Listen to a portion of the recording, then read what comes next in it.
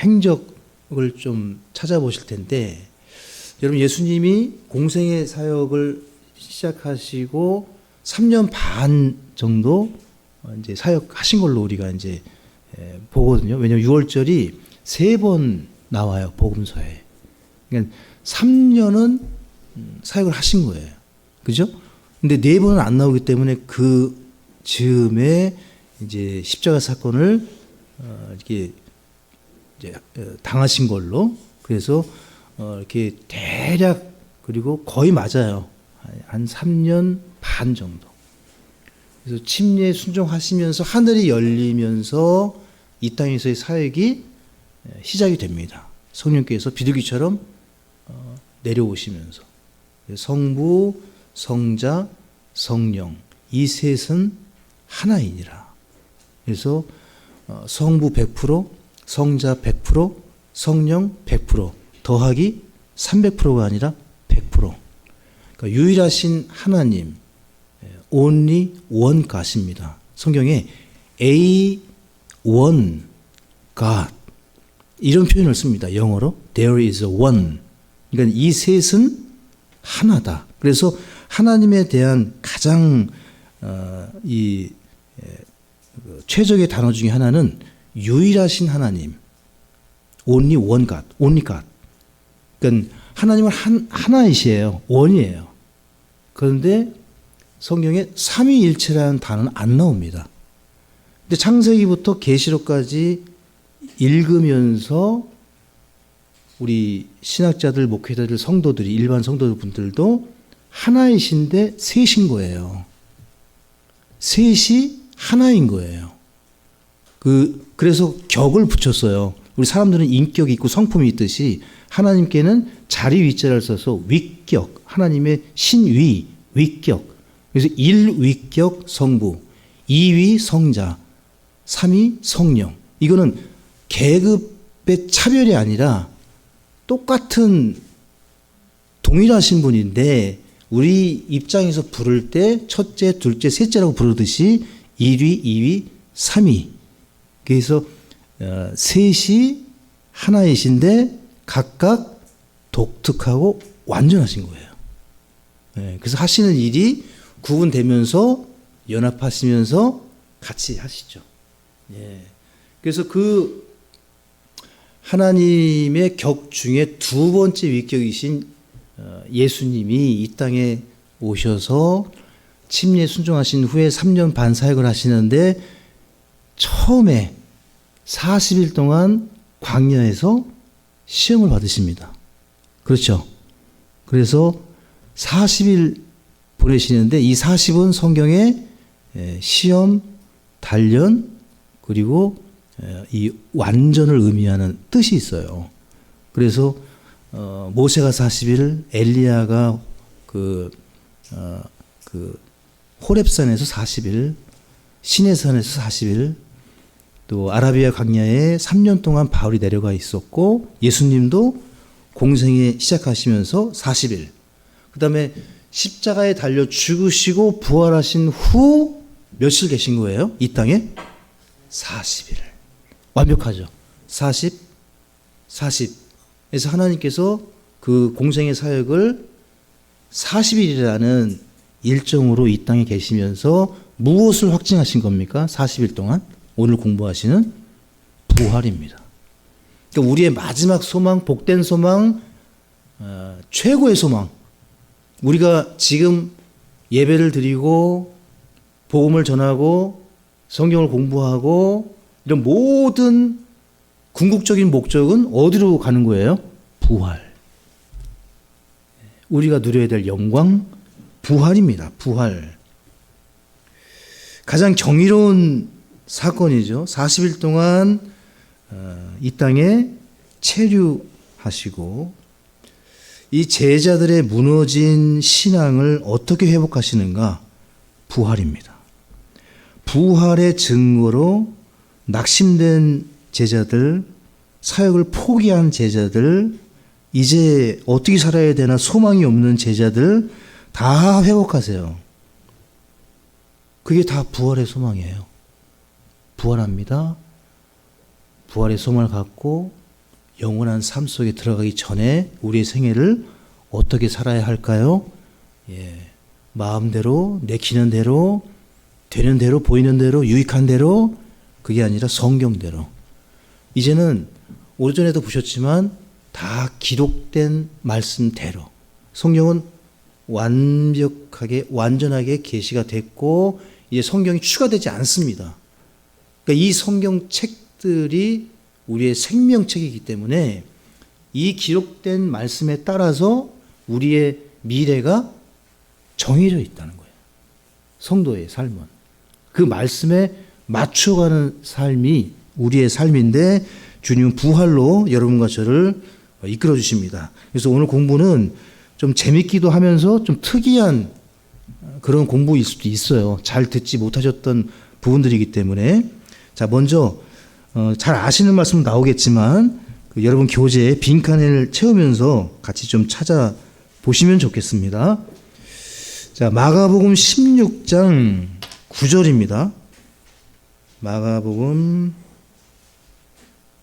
16장 9절에 다 찾으셨죠? 자, 예수님께서 언제 부활하셨는가? 16장 9절을 같이 읽습니다. 한편 예수님께서 주의 첫날 일찍 일어나신 뒤 전에 친히 몸속에서 7마귀를 내쫓아 주신 막달라 마리아에게 맨 처음 나타나시니, 이 말씀을 따라 여러분 교재 1번부터 3번까지는 답을 쓰실 수가 있죠. 첫째, 주의 첫날 일찍이죠. 주의 첫날 이른 아침, 일찍 이른 아침에 일어나셨습니다. 그래서 우리가 주의 첫날 가장 좋은 상태로 예배를 드리는 겁니다. 주의 첫날이 썬데이입니다. 주의 끝날이 안식일이에요. 토요일입니다. 아니죠, 금요일. 끝날이 토요일, 안식일은 금요일. 주의 첫날이 일요일, 끝날이 토요일. 주의 시작을 우리가 주의 첫날 하고 있는 거죠. 일, 월, 화 이렇게 가죠. 자, 그러면 예수님이 일요일 부활하신 거예요. 이른 아침. 그럼 유대인에게 아침은 시간이 어떻게 됩니까? 유대인에게 하루의 시작은 저녁 6시부터예요. 자, 그러니까 예수님이 이제 흔히 세상에서 이야기하는 성금요일, 주로 캐톨릭이 이제 이걸 지키잖아요. 금요일 날 돌아가셨다. 그리고 일요일 날 일어나셨다. 근데 이제 요나의 표적이 3번의 낮과 3번의 밤을 보내셔야 되잖아요. 근데 금요일 날 돌아가시면 일요일 날 일어날 수가 없어요. 금, 토, 일이잖아요. 그 날짜는 3시인데 3일이 맞는데 시간은 맞을 수가 없어요. 예수님이 십자가에 달리신 것이 오전 9시에 우리 시간대로 치면 오전 9시에 십자가에 달리십니다. 그리고 오후 3시에 숨을 거두세요. 그러니까 십자가에 달리신 시간은 6시간. 그러니까 오전 9시에 십자가에 못 박혀 계시다가 오후 3시에 숨을 거두시고 그때 로마 병정이 옆구리를 찔러서 물과 피를 다 쏟아내시고 3시간 후면은 하루의 시작이 되는 거예요. 저녁 6시에 유대인의 시작. 그 유대인들은 그 저녁 시간 6시가 되기 전에 그 예수님의 몸을 내려야 됐던 거예요. 그래서 아리마다의 요셉이 와서 빌라도에게 부탁을 해서 내 무덤에 옮기게 해달라 해서 저녁 6시가 되기 전에 그 몸을 내려서 우리가 비아 돌도로사라고 하는 그 사건이 이루어진 뒤에 그 몸을 돌무덤에 옮기셨습니다. 그럼 최소 저녁 6시에 돌아가셨다면 만약에 금요일 날 저녁 6시에 오후 3시지만 이제 시체를 내려서 그 몸을 내려서 저녁 6시에 그 다음날 토요일이 하루, 그 다음날 일요일이 이틀, 그 월요일날 일어나셔야 돼요. 성금요일은 72시간이 안 됩니다. 그렇죠? 그래서 개인적으로는 목요일로 봅니다. 그리고 이제 많은 목사님들이 수요일 날도 봐요. 그런데 공통점은 금요일은 아니다. 그래서 여러분들 그냥 이건 참고로 그냥 들으시는 거예요. 우리 목사님은 목요일로 보시는구나. 금요일은 천주교의 가설이다. 예, 그래서 이 부분은 참고로 성경을 이제 오늘 찾아보실 텐데 아무리 찾아봐도 금요일 날 돌아가실 수가 없어요. 그래서 그냥 참고로, 예, 이거는 뭐 큰 주제나 이거 안 믿으면 뭐 이상한 그런 건 아닌데 참고로 그렇게 좀 들으시면 좋을 것 같고. 자, 여러분 교재 두 번째, 부활의 날, 마태복음 28장 2절에 보시게 되면 큰 지진과 주의 천사가 돌을 굴려서 이제 주님 부활하신 것을 증거합니다. 그 모든 기록들이. 그리고 3번에 주님께서 누구에게 나타나신 거죠? 처음에 막달라 마리아, 7 마귀가 들린 막달라 마리아에게 맨 처음 나타나셨습니다. 근데 막달라 마리아에게는 그 요한복음 그 20장을 보실까요? 참 요한복음 20장.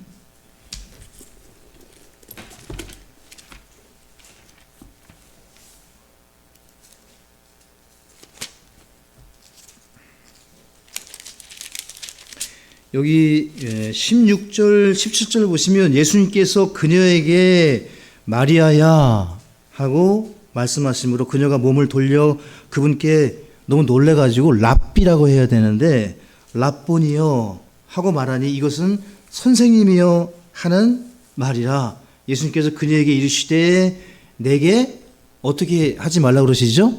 만지지 말라. No touch예요. Don't touch.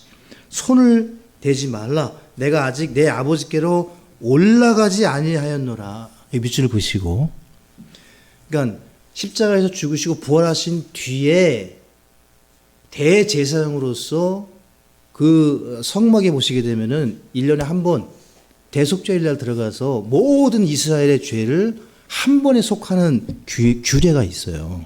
그러니까 주님이 모든 인류의 죄를 대속하시기 위해서 반드시 먼저 하나님 아버지께 증거를 보이셔야 되는 거예요. 살아계셨다는 것.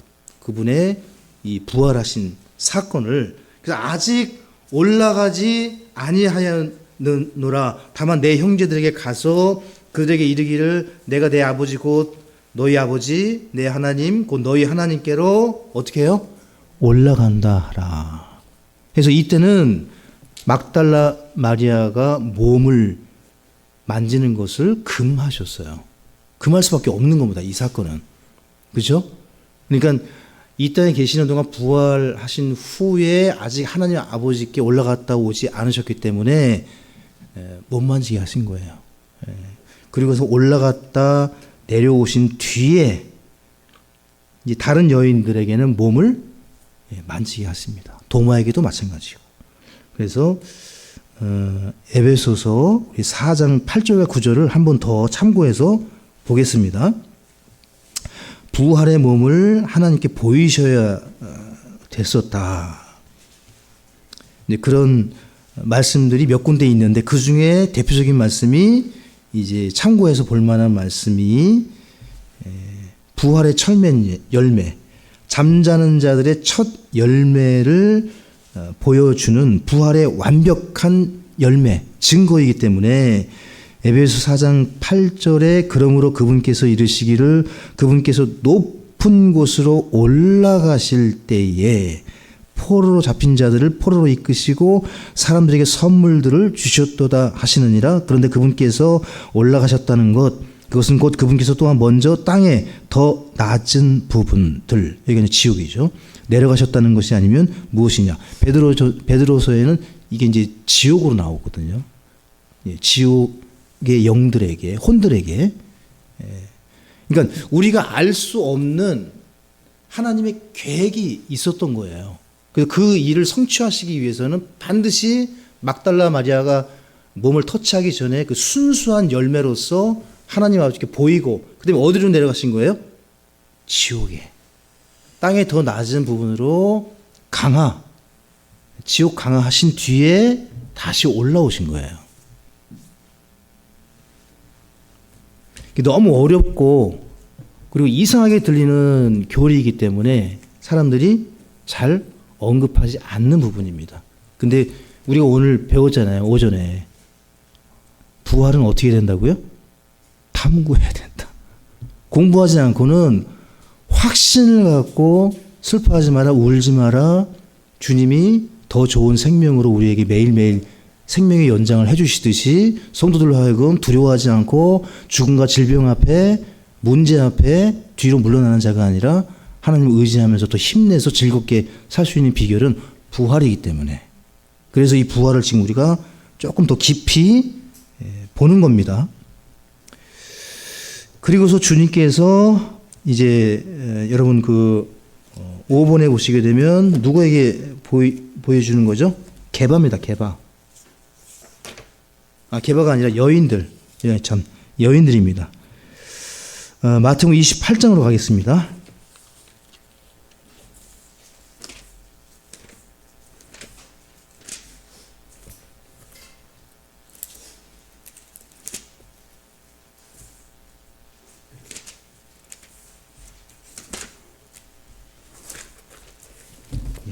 그 7절부터 보시면 또 속히 가서 그분의 제자들에게 그분께서 죽은 자들로부터 일어나셨다고 고하라. 보라, 그분께서 너희보다 먼저 갈릴리로 가시나니 너희가 거기서 그분을 보리라. 보라, 내가 너희에게 말하였느니라 하므로 그들이 두려워하면서도 크게 기뻐하며 급히 돌무덤을 떠나 그분의 제자들에게 말을 전해주려고 달려가더라. 그들이 그분의 제자들에게 말하러 갈 때에 보라, 예수님께서 그들을 만나 이르시되 다 평안하냐 하시매 그들이 와서 그분의 발을 붙잡고 그분께 경배하니. 여기는 그 발을 만지고 있죠. 몸을 만지셨어요. 그러니까 아까 말씀드린 하늘에 올라갔다가 지옥에 내려가셔서 해야 할 일을 다 하고 이제 40일 동안 부활을 증거하시는 거예요. 성경의 예언을 이루었다고 하는 사실을 이 여인들과 게바와 제자들과 마지막에는 사도 바울에도 계시하시면서 그 40일 이후에 이제 바울은 보이시지만 바울에게는 이 40일 동안에는 보이진 않죠. 바울에게는 이렇게 해서 여인들에게 보이셨고 제자들이 이제 보았습니다. 그게 오늘 오전에 보셨던 엠마오로 가던 제자들, 여러분 교재 6번입니다. 엠마오로 가던 제자들에게 나타나십니다. 마가복음 16장 12절에 찾으신 분 한번 읽어주실래요? 마가복음 16장 12절입니다.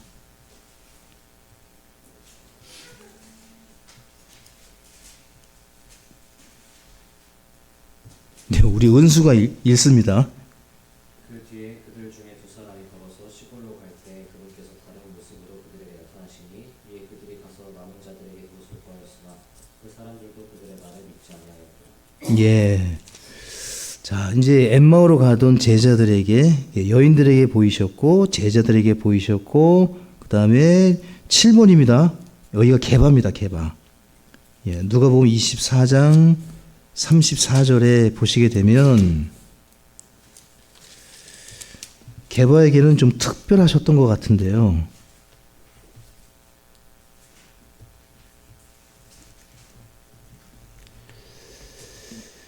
예, 34절에 주께서 참으로 일어나시고 시몬에게 나타나셨다 하고 말하는 것을 보고, 시몬, 게바죠. 베드로의 이름입니다. 예수님이 이제 그 베드로를 게바라 부르셨지 않습니까? 게바라고 게바에게 나타나시고 그 이후에 누가복음 24장 그 이후에 36절부터 보시게 되면은 10명의 제자들에게 나타나십니다. 그죠? 12명인데 유다는 자살을 했고요. 11명. 그 11명 중에 게바에게 먼저 보이시고 나머지 제자들에게 보이셨고, 그럼 왜 게바에게 먼저 보이셨을까요? 근데 이 성경에 우리는 우연을 믿지 않잖아요. 지금 우리가 보시는 게 우연히 일어난 사건이 하나도 없어요. 주님의 완벽하신 계획 속에 이 순서가 하나님의 섭리 가운데 그 뒤에 숨겨진 영적 교훈들이 있습니다. 이 제자들 중에 베드로가 가장 낙심을 많이 한 것 같습니다.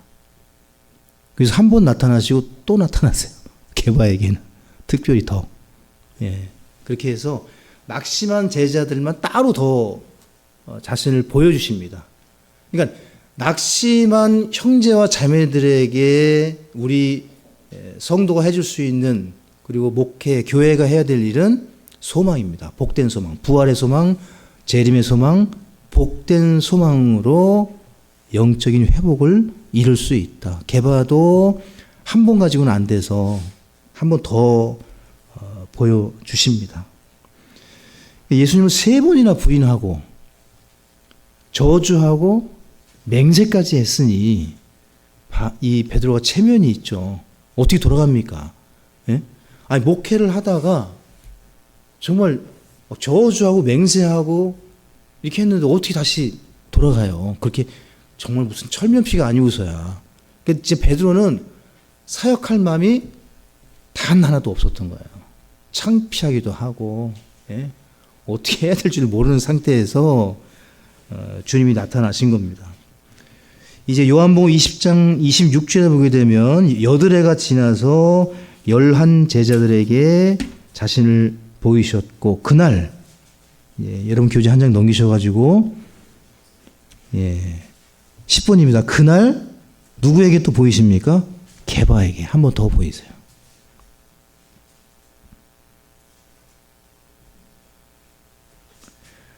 여기 21장을 좀 보시면 요한복음 21장 4절부터 보실게요. 찾으셨죠? 예. 자, 3절에 시몬 베드로가 그들에게 이르되 나는 고기 잡으러 가노라 하매 그들이 그에게 이르되 우리도 너와 함께 가노라. 여기 우리가 7명입니다. 베드로와 함께 간 7명. 베드로 포함해서 7명. 그러니까 제자들 중에 대부분이 베드로를 따랐어요. 예, 그리고 베드로가 가니까 나도 간다 해가지고 이제 주님 버린 거죠. 이제 다시는 사역할 마음이 없습니다. 즉시 배에 올랐으나 그 밤에 어떻습니까?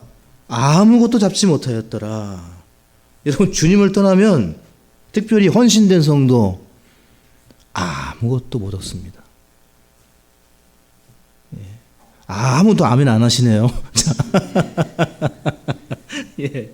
자, 그 4절에 그런데 이제 아침이 될 때 예수님께서 바닷가에 서 계셨으나 제자들은 그분이 예수님이심을 알지 못하였으므로 그때 예수님께서 그들에게 이르시되 얘들아 너희에게 먹을 것이 있느냐 하시니 그들이 그분께 대답하되 없나이다 하매 그분께서 그들에게 이르시되 그물을 배 오른쪽에 던지라. 이 장면이 베드로를 부르실 때하고 똑같아요. 누가복음 5장에 베드로가 요렇게 물고기를 잡고 있었는데 한 마리도 못 잡고 있었거든요. 예. 그래서 예수님이 누가복음 5장에서는 깊은 데로 가라. 근데 지금 갈릴리 바다를 다녀왔거든요. 깊이가 40m 정도 깊은 데는. 그러니까 배가 충분히 떠다니는 곳이에요. 그러니까 그 호수인데 크기 때문에 바다로 부릅니다. 크기 때문에. 뭐 물에 소금이 있느냐 없느냐 그런 건 다 차치하고 민물이죠, 민물. 그냥 호수예요. 호수인데 크기 때문에 바다라고 부릅니다. 근데 거기에 물고기를 깊은 데서 안 잡습니다.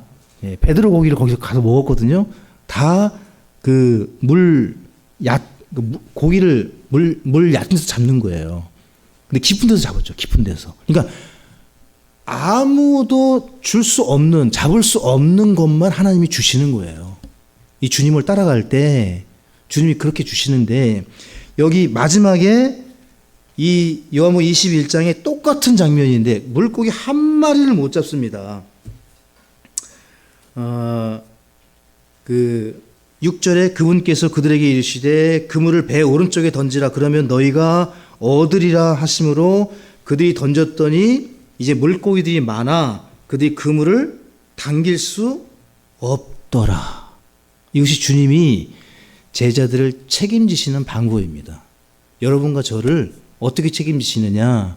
우리의 힘으로 살면 아무것도 못 얻게 하셨어요. 이게 헌신된 성도, 사역에 임하는 사역자, 목회자뿐만이 아니라 성도들에게 주시는 매우 큰 의미입니다. 그만큼 부활의 주님이 베드로와 자기를 부인하고 다 도망갔던 제자들을 다 회복하십니다. 한 사람도 안 버려요. 11명 제자들을 전부 다 회복시켜서 이들을 이제는 뭐라고 부르시느냐? 이름을 부르시면서 형제라 부르십니다. 이게 아주 독특한 장면인데, 이제 우리 성서침례교회는 목회자이면서 형제이고, 형제이면 또 자매이면서 직분 주지 않는데, 직분이 없는 가운데서도 모두가 다 형제라 하셨기 때문에, 여러분 로마서 8장 29절과 히브리서 2장 11절을 좀 써놓으시고 같이 좀 보시겠습니다.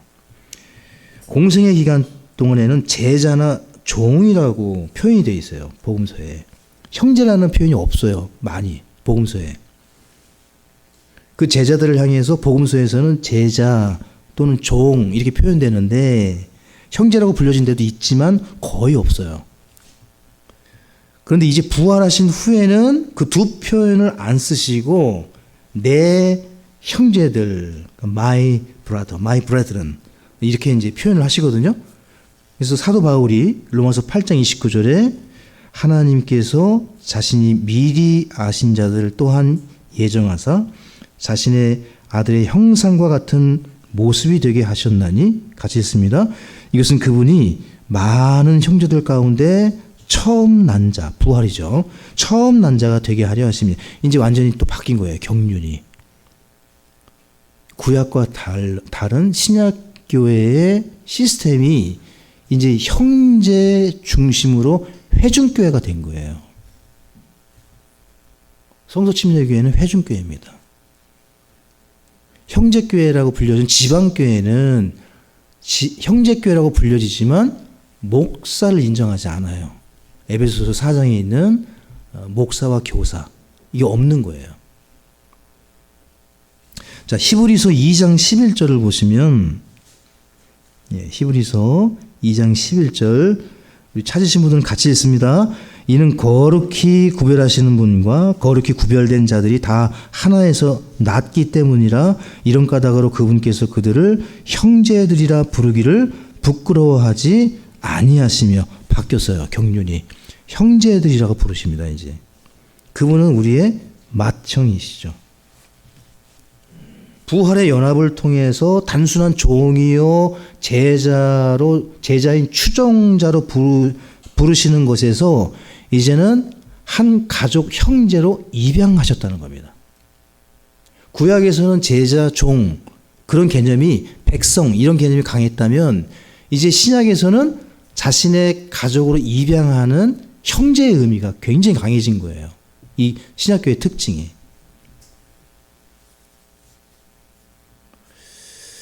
그래서 아까 우리가 읽었지만 내 아버지 곧 너희 아버지라고 하시지 않습니까? 그래서 우리가 부활의 주로부터 받은 가장 신비롭고 놀라운 복 중에 하나가 신분의 변화입니다. 신약교회 성도의 신분의 변화. 이게 굉장히 중요하고 놀라운 사실이에요. 맞습니까? 구약과 달리 이제는 직접 나아갈 수도 있고, 우리 몸을 성전 삼으셔서 주님이 직접 일을 하시고 직접 부르짖을 수 있게 됐다 이거죠. 자, 여러분, 하나님이 이 땅에서 거하시는 방법, 인간과 교제하시는 방법이 구약의 아브라함을 통해서 이스라엘 민족, 히브리 민족을 불러내셔서 가나안 땅에 들어가게 하셔서 이스라엘 민족을 만드시면서 그들과 어떻게 교제하십니까? 그냥 시도 때도 없이 그냥 너 시내산으로 올라와라. 그 모세가 그렇게 부름 받아서 교제하고 율법을 천사에게서 받아서 기록하고 모세오경을 쓰고, 예. 그 모든 사람들을 그렇게 할 수는 없잖아요. 그래서 성막을 만들게 하셔서 하늘의 모형을, 하늘에 있는 것들의 모형을 이 땅에 두셨어요. 하늘에 있는 겁니다. 성막은. 성경에. 그래서 우리가 그걸 에스겔 성전이라고 불러요. 이걸 우리 나중에 볼 겁니다. 그리고 셋째 하늘에 이제 스룹바벨 성전이 다시 완성되는 또 사건이 나오고, 하여튼 이 땅에서는 성막을 하나님이 두게 하셔가지고 구름 기둥과 불 기둥으로 하나님이 교제하셨어요. 언약궤를 중심으로 이스라엘 12지파를 4등분을 해서 동서남북으로 해서 정 가운데에 하나님이 성막을 만들게 해서 이동 성전이었어요. 이때는 이동하면서 하나님이 교제하셨어요. 38년간 부죠. 근데 가나안 땅에 들어가니까 이 성막을 예루살렘이라는 곳에 성전, 그 첫 번째 성전이 솔로몬 성전입니다. 솔로몬 성전에 이때는 주님과 교제하기 위해서는 그 성전에 올라가야 됐던 거예요. 그 남자는 무조건 1년에 3번, 예, 유월절, 오순절, 장막절, 이거 무조건 올라가야 되는 거예요. 예, 올라가서 예루살렘 그 성전에 들어가서 자기 희생양을 바치고 주님과 교제하는, 그러니까 성전은 교제하는 곳이란 말이에요. 근데 이 솔로몬 성전이 무너지고 누가 오시는 거죠? 예, 예수님이 성전 자체가 내려오신 거예요. 이제 초림이 성육신 하신 그분이 이 땅에 오셔서 우리가 교제하시는 겁니다. 근데 그 땅에 솔로몬 성전 대신에 헤롯 성전이 있었단 말이에요. 헤롯 성전이 로마의 디도 장군에 의해서 AD 70년에 서쪽 벽만 남고 다 무너진 거예요. 지금 남아있는 거는 헤롯 성전의 서쪽 벽만 남아있는 거예요. 지금 그게 지금까지 오고 있는 거예요. 1000몇 년이 흐른 때까지. 예. 예수님이 부활하시고 난 뒤에 교회가 시작되면서 성전이신 예수 그리스도를 마음속에 영접하는 자들은 뭐가 되는 거예요? 성전이 되는 거예요. 자, 고린도전서 6장으로 갑니다.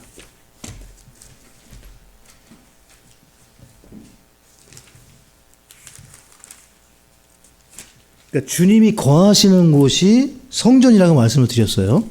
자, 우리 몸이 그러면 어떠한 곳이냐? 이 몸의 기능 중에 매우 중요한 기능이 19절, 20절 같이 읽습니다. 무슨 말이냐? 너희 몸이 너희 안에 계시는 성령님의 전인 줄을 너희가 알지 못하느냐?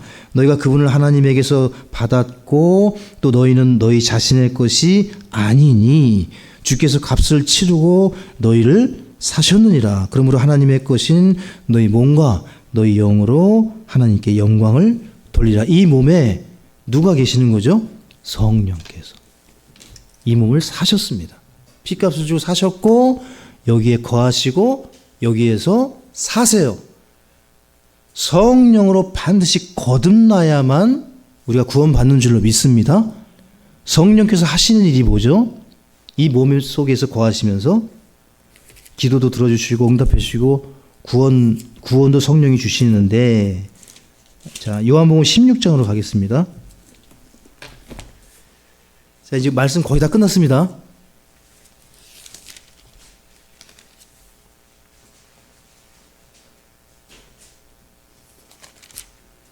자, 요한복음 16장 9절입니다. 우리 8절, 9절 같이 읽습니다.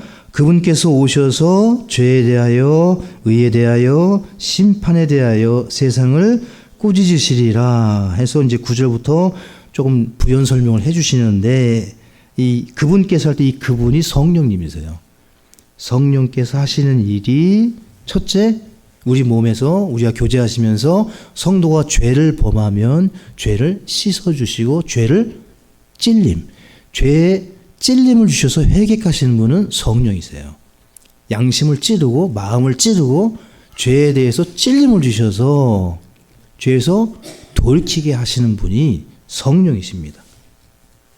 그리고 의에 대하여 심판에 대하여 그 의롭게 살게 하시는 분, 경건하고 거룩하게 살도록 권면하시고 우리를 격려해 주시는 분, 그리고 이 심판을 두려워하는 가운데 어떻게 살아야 될지 두려움과 경외감 가운데 살도록 하시는 실제적으로 일하시는 분은 누구시죠? 성령이세요. 성령이세요. 그래서 예수님이 부활 승천하시면서 근심하지 말라. 누구를 보내신다고요? 위로자를 보내신다. 그 위로자가 성령이세요. 그래서 여기서 슬퍼하거나 낙심하거나 울면서 사는 것이 하나님의 뜻이 아니라 하나님 우리로 하여금 늘 소망 가운데 기쁘게 즐겁게 항상 기쁘게 살 수 있도록 하신 줄로 믿으시기 바랍니다. 예. 자, 이제 여러분 교재 마지막입니다. 11번 그날 제자들에게 자신을 보이셨고 12번 마지막에 500의 형제들에게 한 번에 보이셨습니다. 한 번에. 그들이 다 있을 때 한 번에 다 보이셨습니다. 자, 이제 말씀을 정리하면 주님이 40일 동안 보여주신 부활의 증거, 이 역사는 오늘 우리에게도 동일하게 적용된다는 겁니다. 성도들에게. 주님은 지금도 여러분과 저를 누구라 부르십니까? 형제라 부르시면서 식탁을, 조반을 제자들에게 이리 와서 먹으라 하시는 것처럼 주님이 여러분과 저에게 성령을 통해서 하시는 일은 하나님 말씀을 먹이십니다. 그러므로 교회로 오셔서 예배 참여하시는 것은 매우 아름답고 정상적이고 매우 성경적인 일입니다. 목사라서 말씀드리는 게 아니라 말씀의 식탁을 통하지 않고는 그 제자들이 회복되고 일상으로 돌아가기 어려웠듯이 예배는, 말씀은, 기도는, 우리의 신앙생활은 우리의 무너진 일상을 회복시키는 비결입니다.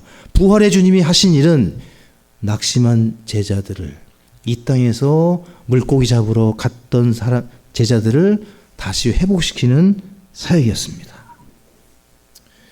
한 주간 이 은혜를 또 누리시고 부활의 주님을 소망하는 가운데, 기쁨 가운데 평안한 삶을 사시다가 주일날 어떻게 하셔야 되겠습니까? 기쁘게 만나겠습니다. 네, 기도하겠습니다.